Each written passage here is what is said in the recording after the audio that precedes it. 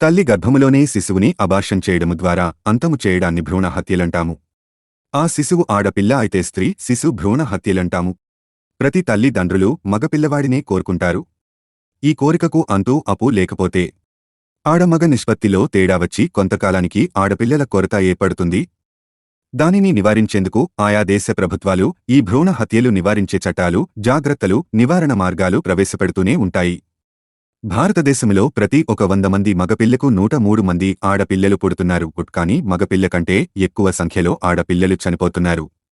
0 నుంచి 5 వరకు వయసున్న పిల్లల్లో మగపిల్లల సంఖ్య కంటే ఆడపిల్లల సంఖ్య చాలా తక్కువగా ఉందని జనాభా లెక్కలు చెబుతున్నాయి.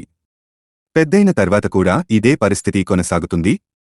ఇలా జరగడానికి కారణాలు: మగపిల్లవాడే కావాలని తల్లిదండ్రులు కోరుకోవడము. పుత్రుడు పుట్టాలనే కోరికతో తల్లిదండ్రులు ముందుగానే లింగ నిర్ధారణ పరీక్షలు చేయింది. గర్భములో ఉన్నది ఏ శిశువో తెలుసుకుని ఆడబిడ్డ అయితే భ్రూణహత్యకు పాల్పడుతున్నారు. అనేక కుటుంబాలు ఆడపిల్లలను భారముగా భావించి ఈ దారుణానికి పాల్పడుతున్నారు. వరకట్నం వేధింపులకు కొందరు ఆడపడుచులు ప్రాణాలు కోల్పోతున్నారు.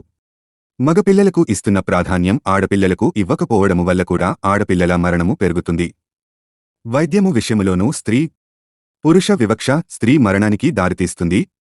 మగపిల్లలకు ఇచ్చే సంరక్షణ, శ్రద్ధలతో పోలిస్తే ఆడపిల్లల ఆరోగ్యం, జబ్బుల గురించి పట్టించుకోకపోవడము అనే నిశ్శబ్ద హింస వల్ల కూడా స్త్రీ జనాభా తరుగుతోంది.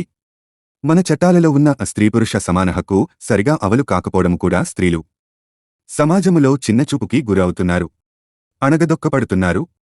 హత్యలకు, మానభంగాలకు, అత్తమామల వేధింపులకు గురి అవుతున్నారు. అలా స్త్రీ జనాభా తరిగిపోతుంది. పుట్టుకకు స్త్రీలు ముందంజగానే ఉన్నా పెద్ద అయ్యేసరికి కారణాలు ఏమైనా వెనకంజ పడుతున్నారు. హాయ్ ఫ్రెండ్స్, ఇలాంటి వీడియోస్ మరిన్ని ఫ్రీగా చూడడానికి ఛానల్ని సబ్స్క్రైబ్ చేసుకోండి. అలాగే పక్కన ఉన్న గంట సింబల్ని నొక్కి పెట్టుకోండి.